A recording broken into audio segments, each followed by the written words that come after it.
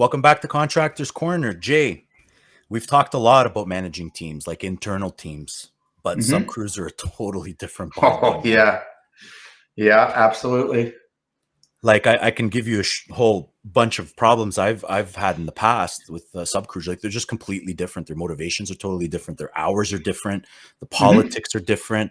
They're always after the best work and communication, man. By the time we got to them with communication on direction, they were already well into the process.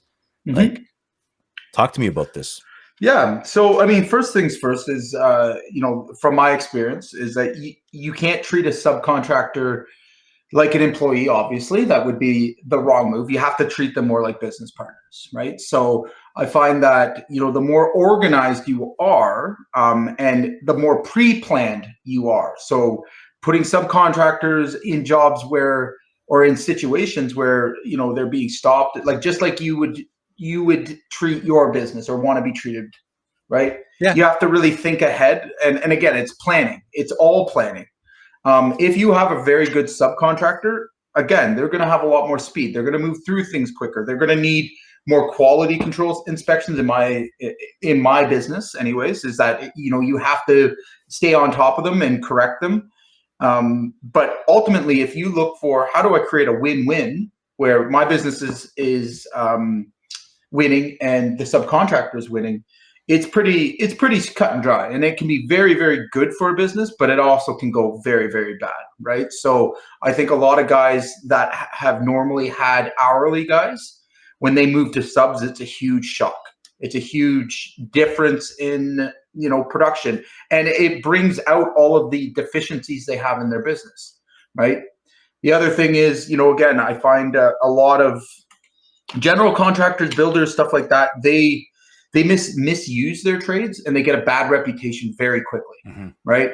It's a small world. I mean, how you treat your sub trades, even in your early days, right, will carry. It'll haunt you, right? I Yeah, mean, bad guys reputation will. lasts a long time. And in the employment market, it's really, I've seen full scale businesses just get stranglehold with it, right? Once they start losing the good trades and guys that don't want to work with them anymore, and it can be a bad project manager, it can be a bad process in the business.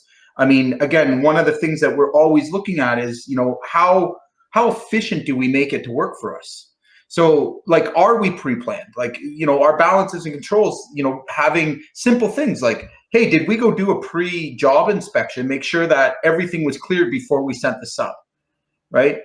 And again, guys get into the situation where they start to just send subs out and send them all over the place without doing their due diligence, Right. without doing the pre-work. And it always leads to the same outcome. The sub gets burnt out and doesn't want to work for them because they're not making money, right? Yep. And again, if you really, like, at the high level, understand that, hey, they're a business just like you, right? They're not your competition, all right? They can be your partners for sure. And again, I always put them at a level field with me in terms of me wanting to see them be profitable. Yeah, and It successful. Yeah. does me zero good to have an unprofitable subcontractor. Now, this goes against old school thought where, again, I know builders that, they find them poor than keep them poor, right? They just, and that's the wrong way to take it. And again, I think it's rampant within the market as well. Like builders using their sub trades as the bank, is a good example.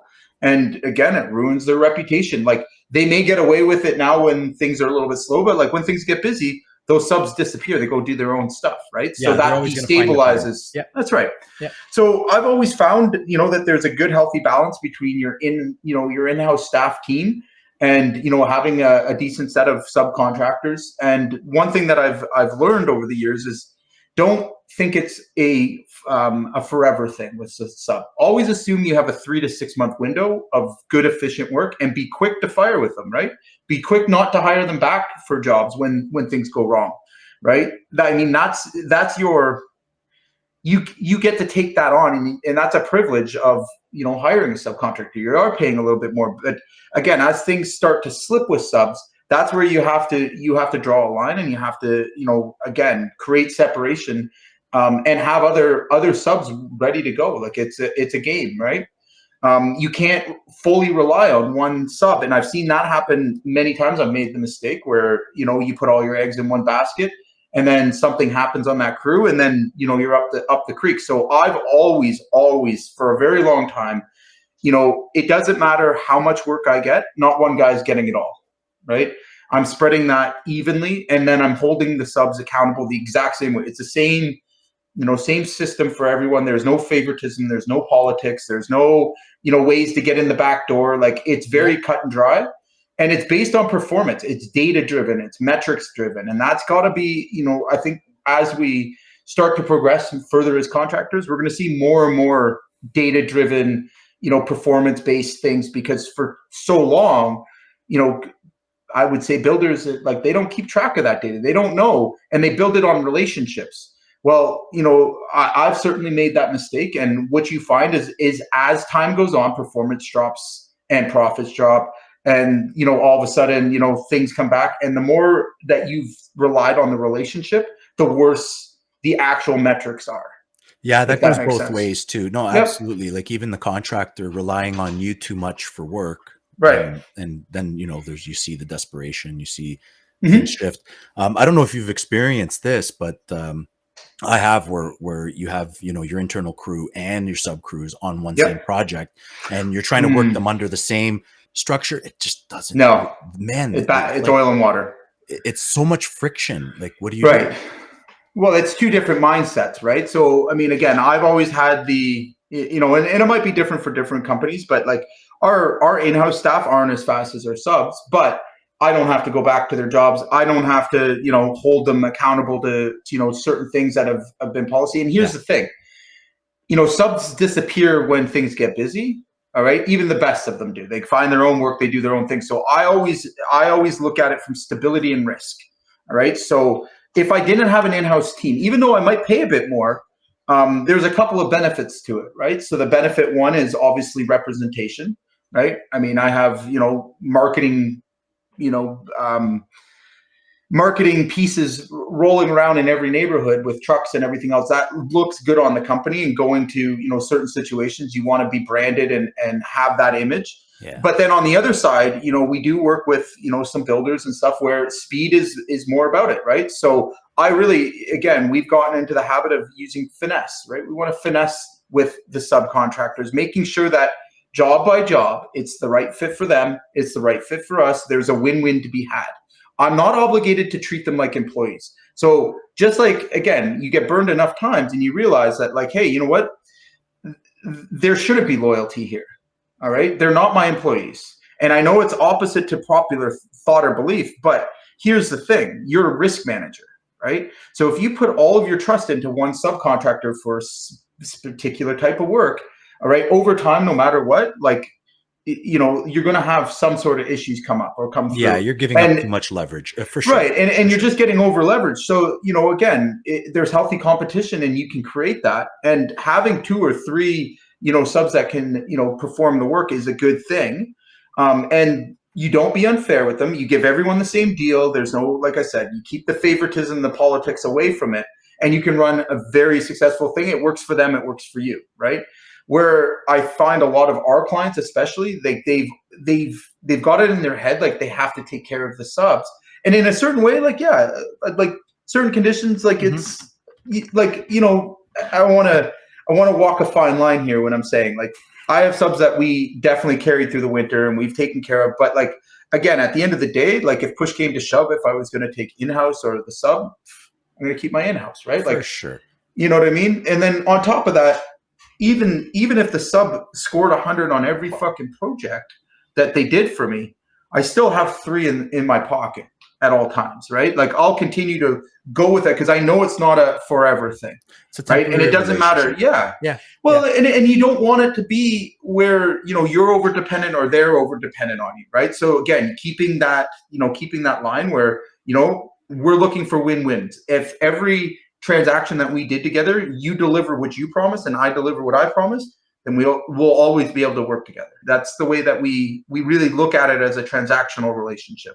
Yeah, like, I can see that in an environment where you're managing the two. Like, you have your in-house staff, you have your contractors. There's a lot of businesses out there that use subcontractors. 100%. Completely dependent on that. Well, and again, and those are the guys that I've really seen, this year and last year and during COVID really take a beating. All right. Because look at what happened during COVID. There was work for everybody, and like guys were going out and starting their own companies, and boom, like there goes the subcontractor. Right. And now they're trying to find somebody in the height of a boom where it's damn near impossible. And like I talked to so many guys that were the same kind of boat. They let go of their in-house team in lieu of having the subs, but didn't realize that, hey, you know what? These guys don't, like, when there's better ways, and you can't blame them. Like you do the same, right? You do the same with your client. Right. Yeah, so like you gotta plan for those moments, because they happen at least 2 or 3 times throughout the year, where you're gonna have a period where you don't have subs because they've got their own stuff in a lot of environments, in a lot of conditions. Same with builders. Like, a good builder is gonna have 4 or 5 of them, and he's gonna have it planned out far enough in advance where he's got guys' commitments, got them signed, properly signed up. They know what they're getting into. And again, it becomes a good, profitable transaction for both sides, right? But if you're not planning and you're just kind of flying by the seat of your pants, like running out and, selling jobs and trying to throw a bunch of subs on there with no planning, that's again how you get a really bad reputation. And good guys they want stability. They want, again, that they can call on you for work, and they want to know what they can expect. Yeah, they want a lot of stuff. That's kind of part of the problem. Like, but again, you're getting speed, right? You're getting speed. You're getting efficiency. You're getting lower liabilities. So, like, again, you got to take the good with the bad. And I found that it's finding that balance, because there is a sweet spot that you can keep subs where they're happy and you're happy, right? And that balance is what you're looking for. Like, if I had any message to send to anybody out there, is that always look at both sides of the transaction. Okay. If it's something that you couldn't see yourself doing, right, and it's not a good deal for you, all right, and you're putting a sub in a knowingly bad situation, or knowingly, like, that they're not going to make any money. Like, I've had those ethical, like, things where I've had guys come to me that would have worked for $1.50 a square foot. They come from companies working for $1.50 a square foot. In my mind, I can't lower my rates because I know he's going to lose money. Mm-hmm. All right, and he doesn't know any better. So, again, there's a lot of, ethical, I would say, responsibility there. Like, you steal $1 today, it's going to cost you 10 tomorrow, right? And I see that over and over and over again, where guys come in, they're maybe getting a cheaper rate, but like, man, you're going to pay for that, right? Like, you're going to pay dearly, even if he did a good job, all right? But you've underpaid him market rate. Well, you underpaid him what you would normally pay a normal, your normal trade, right? Okay.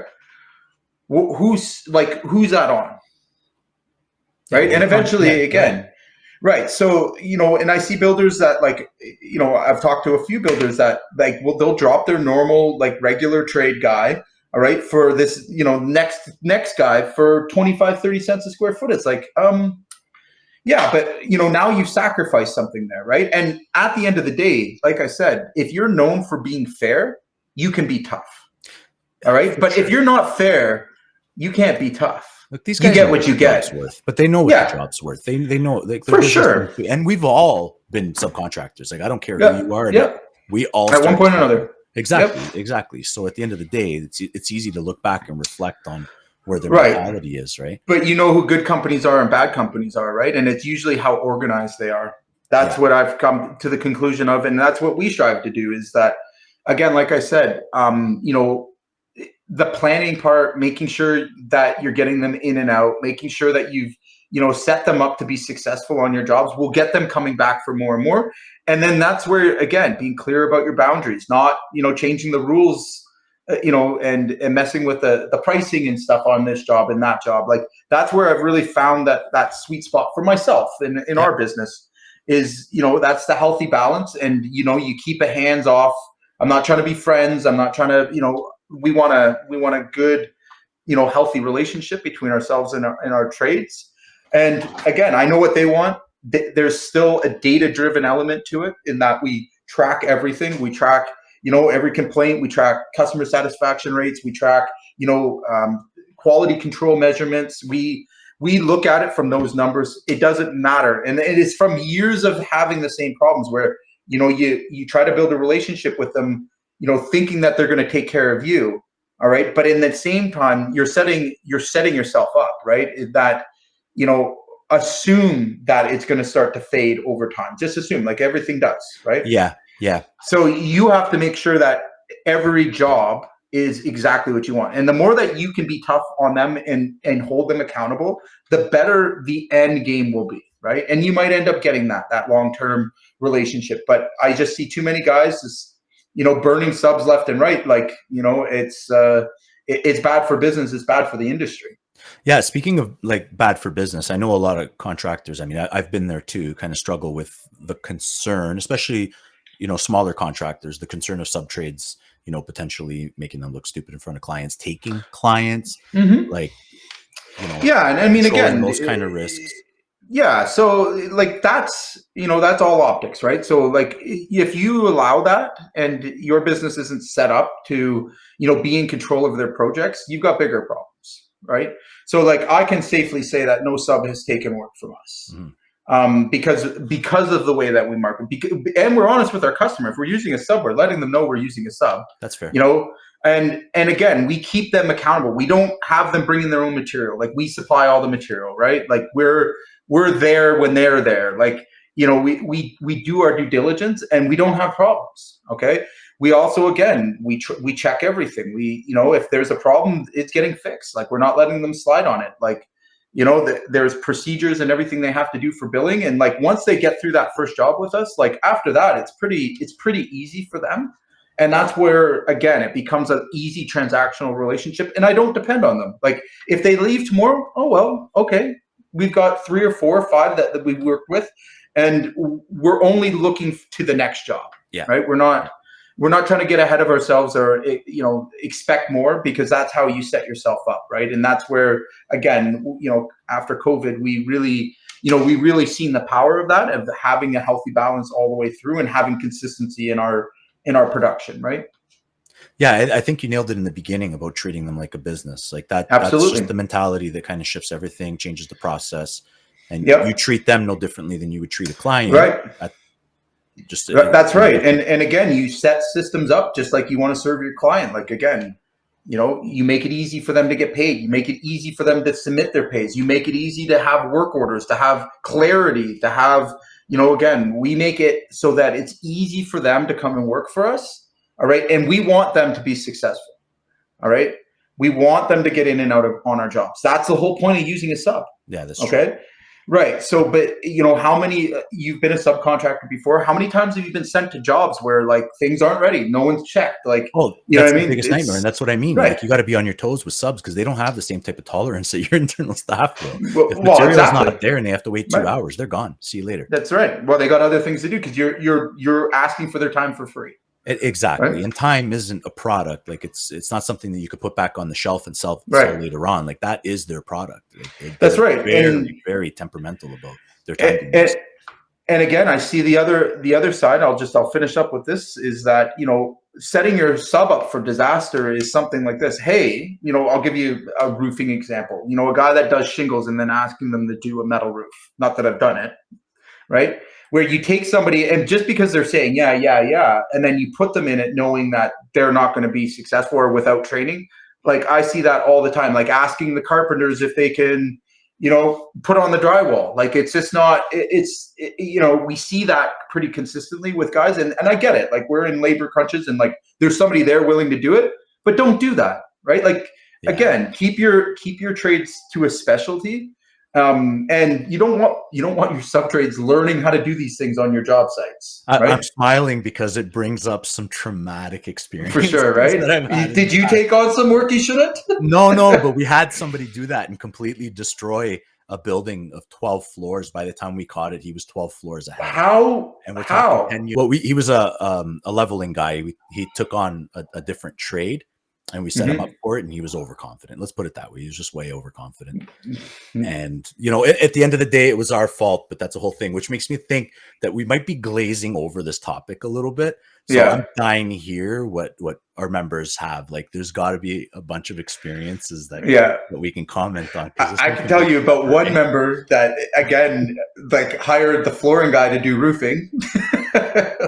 So I know one member right now that and same situation, Roofing tiles, flooring tiles, right? We do it all. we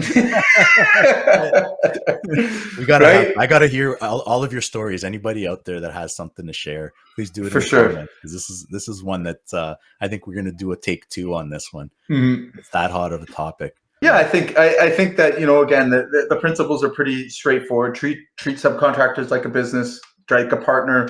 You know, think about their, you know, benefit as well, making it a win-win, making sure you're organized, making sure that you're, you know, pre-organized and have a pathway for a sub to come in and be out of your job sites.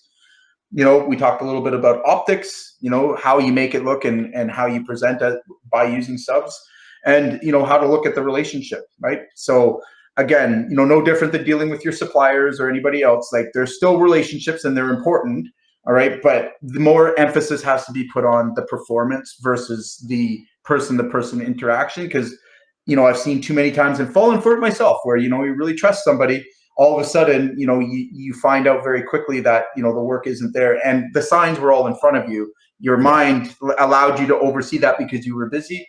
So again, using data to make decisions, it takes the emotions out of things. It takes the misleading conversations, and it just saves you so much like time and aggravation. Yeah, like I've had this saying: if you ever find yourself disappointed in somebody, it's a you problem. It's probably Yeah, your fault. It was an expectation probably, problem, right? for sure.